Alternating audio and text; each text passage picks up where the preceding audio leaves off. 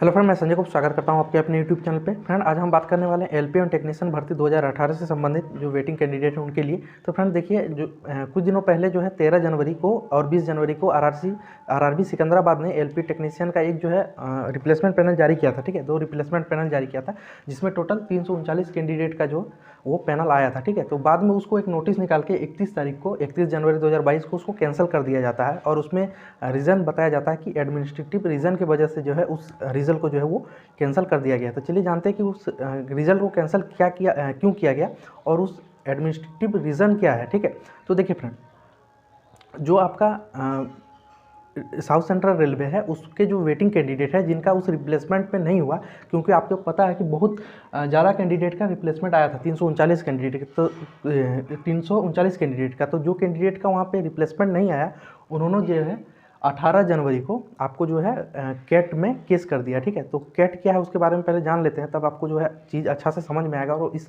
जो court case का outcome क्या होगा वो भी आपको बताएंगे कि इसका नेगेटिव होता है कि पॉजिटिव होता है। ठीक है, तो फ्रेंड्स देखिए, कैट का जो फुल फॉर्म होता है वो क्या होता है, सेंट्रल एडमिनिस्ट्रेटिव ट्रिब्यूनल, केंद्रीय प्रशासनिक अधिकरण। ठीक है, तो इसका गठन क्यों किया गया था? देखिए, जो भी केस होते हैं वो कहाँ पे किया जाता है, या तो सुप्रीम कोर्ट में किया जाता है या हाई कोर्ट में।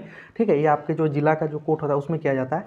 तो जो कोई कर्मचारी मतलब कोई एम्प्लॉय है, अगर वो किसी अपने संस्थान के खिलाफ केस करता था तो वो भी पहले इसी कोर्ट के थ्रू जाता था। तो ऐसे ही केस में बहुत ज़्यादा देरी होता था, पेंडिंग होता था, उसका रिजल्ट आने में बहुत ज़्यादा टाइम लगता था, जिसके कारण जो है 1985 में इसका गठन किया गया कैट का, जिसमें जो है केवल कर्मचारी, कोई भी संस्थान का कर्मचारी हो, चाहे वो रेलवे हो, बैंक हो, एसएससी हो, अगर किसी कर्मचारी को लगता है कि उसका जो है कुछ प्रॉब्लम है, जैसे जिस प्रकार से मेरा वेतन होना चाहिए उतना हमको नहीं मिल पाता या मिलना चाहिए मुझे सुविधा वो नहीं मिल पाता है, तो उस प्रकार के जो एम्प्लॉय होते हैं वो लोग जो है कैट में केस कर देते हैं। ठीक है, इसमें आप जो केस खुद से भी लड़ सकते हैं या तो आप अपना वकील हायर करके भी जो इसको लड़ सकते हैं। ठीक है, तो इसका गठन 1985 में इसलिए किया गया था। इसका फ़ी कितना लगता है बता देते हैं फ्रेंड। कोर्ट फी इसका जो लगता है वो केवल 50 रुपया लगता था पहले, अभी इसमें 60 रुपया लगता है। और इसमें जो गठन समिति होता है उसमें 5 मेंबर होता है, जिसमें आपका एक जो है आपका कोई रिटायर्ड जज होता है और 4 को जो आपका प्रशासनिक अधिकारी होता है, मतलब आईवीएस या आईपीएस। ठीक है, इसका एक प्रिंसिपल बेंच है जहाँ पर हेडक्वार्टर कह सकते हैं, कैट का हेडक्वार्टर जो आपका न्यू दिल्ली में है। ठीक है, अब बाकी 18 आपका जो है कैट है जो हर एक आपका राज्य में होता है, जहाँ जहाँ आपका हाई कोर्ट होता है जनरली वहाँ कैट भी होता है। ठीक है, तो इस जो केस है यहाँ पे एलपी टेक्नीशियन के वेटिंग कैंडिडेट, इन्होंने जो है ये हैदराबाद कोर्ट में इसको जो है कैट में केस कर दिया। ठीक है, तो इसमें देखिए फ्रेंड क्या आउटकम निकल के आया। देखिए, सबसे पहले इन्होंने जो केस किया वो कब किया, तो इन्होंने केस किया है 18 जनवरी को। ठीक है, तो 18 जनवरी को केस किया, तब रेलवे को उसमें समन दिया गया था। तो इसके बाद रेलवे ने 27 जनवरी 2022 को ये निकाला कि जो 339 कैंडिडेट का हम लोग रिप्लेसमेंट पैनल जारी किए हैं उसको जो है होल्ड में रखेंगे। देखिए फ्रेंड, कैंसिल नहीं किया था, पहले निकाला होल्ड में रखेंगे। क्यों? तो आप बताते हैं फ्रेंड कि कैट का जो प्रोसेस है वो किस प्रकार से। देखिए, जब भी आप CAT कैट में आप जो इसको लगाते हैं एप्लीकेशन, तो कैट आपको पूछता है कि आपने अपने विभाग में ग्रीवेंस दिया है या नहीं। तो अगर कोई कर्मचारी कहे कि हाँ मैंने अपने विभाग में इस संबंध में अवगत कराया है, तब जो है वो आगे का प्रोसेस करता है। अगर वो जो एम्प्लॉय है वो अगर कहेगा कि नहीं मैं डायरेक्ट आपके पास आया हूँ कैट के पास, तो वो उस मामले को पहले उसके विभाग में भेजेगा। जैसे कि कोई रेलवे कर्मचारी है, अगर उसको समान वेतन नहीं मिल रहा है या कुछ उसका प्रॉब्लम है, तो वो अगर डायरेक्ट कैट में जाता है तो कैट उससे पहले पूछेगा कि आपने अपने विभाग में बताया या नहीं। वो कहेंगे कि नहीं मैंने अपने विभाग में नहीं बताया, तो उसको पहले अपने उस रेलवे में भेज देगा एप्लीकेशन को, फिर जो है उसको सुनवाई करेगा, अगर वहाँ से सुनवाई नहीं होता है तो। ठीक है, तो इसके लिए 7 दिन का समय रहता है।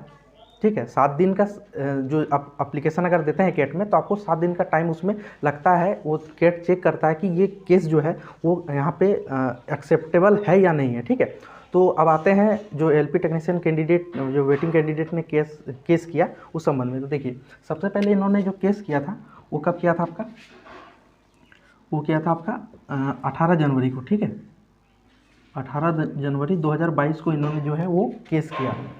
अब 27 तारीख, ठीक है, 18 और यहाँ पे 27, देखिएगा अंतर 8 7 15, 7-8 दिन का यहाँ पे समय है। ठीक है, तो एक हफ्ते के अंदर में जो है ये केस को एक्सेप्ट या रिजेक्ट कैट जो है वो कर सकता है। मैंने आपको बताया। तो इसीलिए रेलवे ने समझा कि ये जो केस है वो कैट में एक्सेप्ट होगा ही नहीं, जिस कारण से उन्होंने एक नोटिस निकाला था 27 को कि जो 339 कैंडिडेट का वो जो है होल्ड में रखा जाएगा। उन्होंने समझा कि अगर जो है 7 दिन के अंदर में ये केस एक्सेप्ट नहीं होगा। एक्सेप्ट क्यों नहीं होगा, रेलवे ने क्यों ऐसा सोचा, देखिए क्योंकि इसमें जो कैट में जाते हैं वो केवल एम्प्लॉय लोग ही यहाँ पे जाते हैं, ठीक है, केस करते हैं एम्प्लॉय लोग। तो चूँकि वेटिंग कैंडिडेट तो एम्प्लॉय है नहीं, इसलिए रेलवे ने समझा कि इसको जो है ये केस 7 दिन में ही रिजेक्ट कर लिया जाएगा। लेकिन ऐसा नहीं हुआ, कैट ने उस केस को एक्सेप्ट कर लिया। अब वो जो है वो वहाँ पे हैदराबाद के कैट ऑफिस में ये जो है वो चल रहा है, ठीक है, केस जो है ये चल रहा है। इसका हायरिंग भी आपका शायद 20 फरवरी के आसपास में है, ठीक है। तो उसमें क्या किया रेलवे ने, फिर जब एक्सेप्ट हो गया केस, तब उसको 31 तारीख को एक नोटिस निकालता है कि 13 जनवरी को जो हमने पैनल दिया था और 20 जनवरी को जो हमने पैनल दिया था फाइनल रिप्लेसमेंट पैनल, उसको जो है कैंसिल हम लोग जो है वो कर रहे हैं, ठीक है। ये उन्होंने नोटिस दिया था। तो अब फ्रेंड बात आता है कि इसमें फ़ायदा किसको है, नुकसान किसको है। देखिए, तो जो केस किए हैं उसको तो कोई नुकसान नहीं है, ठीक है, लेकिन नुकसान उसको है जिनका इसमें नाम आ चुका था, इस रिप्लेसमेंट में जिनका नाम आ चुका था उनको नुकसान है। नुकसान ऐसे है कि इनका जो है डेट अब आगे बढ़ गया। क्योंकि देखिए इनका जो था ट्रेनिंग, एलपी का ट्रेनिंग जाने वाला था 14 फरवरी 2022 से, ठीक है। ये ट्रेनिंग बैच आपका स्टार्ट होने वाला था 14 फरवरी 2022 से, जिसको कैंसिल कर दिया। तो इसमें देखिए फ्रेंड टाइम बढ़ गया। नुकसान का अगर हम बात करें कैंडिडेट का क्या नुकसान हुआ सिलेक्टेड कैंडिडेट का, तो उनका केवल टाइम जो है वो वेस्ट हुआ, लेकिन जो कैंडिडेट केस किए हैं अगर ये केस जीत जाते तो इनको बहुत बड़ा फायदा यहाँ पे हो सकता है। और फ्रेंड केट में 99% जो है चांस रहता है, या हम लोग कह सकते हैं कि 99% ये चांस रहता है कि केस जो है वो कैंडिडेट ही जीतेंगे। क्योंकि देखिए अगर ये नहीं होता तो पहले कैट जो है वो केस को एक्सेप्ट ही नहीं करती। क्योंकि इसमें केवल एम्प्लॉय लोग आते हैं, लेकिन वेटिंग कैंडिडेट तो अभी एम्प्लॉय है नहीं, लेकिन कैट जो है उसको एम्प्लॉय मान रहा है। दैट मीन्स वो तब जाके वो केस जो है अपने पास जो है एक्सेप्ट किया, ठीक है। इसलिए फ्रेंड कह सकते हैं कि इसमें जो है आपका 99% चांस है कि देखिएगा वो कैंडिडेट लोग का हो जाएगा। और इसमें जो है किस कैंडिडेट लोग को इससे फ़ायदा भी मिल सकता है। देखिए अगर ये केस जो है किसी इंडिविजुअल आदमी द्वारा किया जाता कि उनके केवल उसके संबंध में कि मेरा डॉक्यूमेंट को ये रेलवे नहीं मान रहा जिस कारण मुझे पैनल नहीं जारी कर रहा मेरा, ठीक है, तब ये केवल उसी के लिए लागू होता। लेकिन अगर ये केस यहाँ पे जीतते हैं तो ये जो है सभी कैंडिडेट के लिए लागू होगा, क्योंकि इसमें ये दिया गया कि हम लोग मेडिकल फिट कैंडिडेट हैं और हमें जो है मेडिकल पास करा के या डॉक्यूमेंट वेरिफिकेशन सारा कुछ हो चुका है, लेकिन हमें जो है वो ज्वाइनिंग नहीं दिया जा रहा, ठीक है। तो इसमें सभी लोगों को फ़ायदा होगा जो वेटिंग कैंडिडेट हैं। तो फ्रेंड बात करते हैं इसमें कितना टाइम लगता है। तो देखिए मिनिमम इसमें जो है 28 दिन का टाइम आपको लग सकता है रिजल्ट आने में, और मैक्सिमम आपका जो है वो चल सकता है। जैसे पिछले हम लोग 2013 का अगर देखें तो उसमें फ्रेंड 5 से 7 साल तक का इसमें टाइम लग गया था।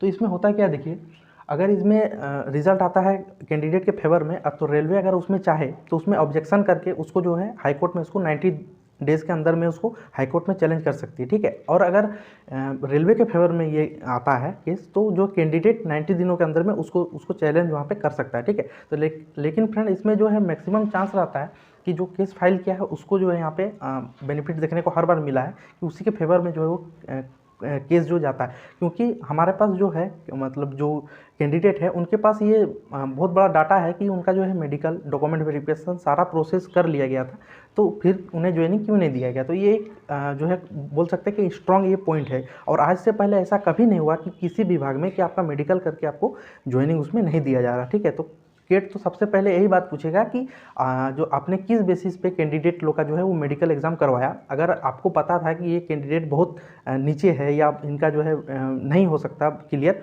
तो आप इतने नीचे कटअप वाले को क्यों आपको मेडिकल आप लोग करवाएं, ठीक है। तो यहाँ पे फ्रेंड एक प्लस पॉइंट जो है कैंडिडेट के पास है, हो सकता है कि वो लोग इसमें केस को जीत जाएँ। तो ये फरवरी का हम लोग एंड तक इंतजार करते हैं और देखते हैं कि इसमें क्या रिजल्ट आएगा। जो भी इसके लिए अपडेट आएगा मैं आपको बता दूंगा। तो चैनल पर बने रहे, चैनल पर सब्सक्राइब नहीं किया तो चैनल को सब्सक्राइब करके बेल आइकन को प्रेस कर दीजिए, आपको सारी जानकारी मिलती रही। चलिए फ्रेंड मिलते हैं नेक्स्ट वीडियो नए अपडेट के साथ, तब तक के लिए जय हिंद।